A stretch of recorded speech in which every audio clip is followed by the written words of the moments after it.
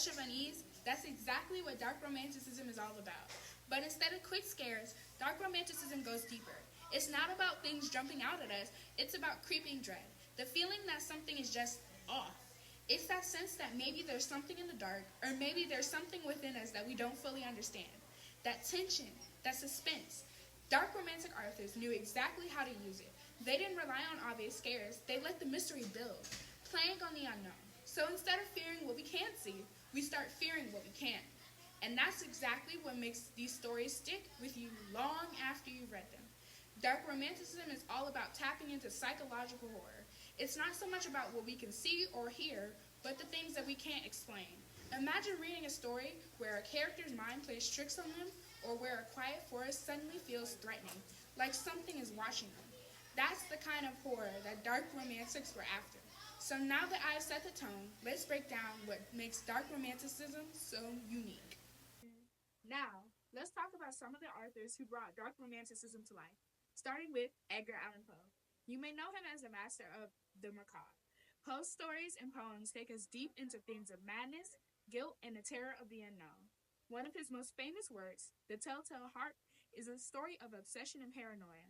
The narrator is driven mad by guilt after committing a murder, and he ends up hearing the sound of the victim's heart beating under the floorboards. It is a terrifying story because it shows how guilt can haunt us and eat away at our. In The Raven, Poe explores grief and the supernatural. The narrator is visited by a mysterious raven that only says, "Nevermore." This bird becomes a symbol of the narrator's despair and hopelessness, driving him towards madness as he realizes he'll never see his lost love again. Poe uses these eerie elements to show us how fragile the human mind can be when faced with loss and guilt.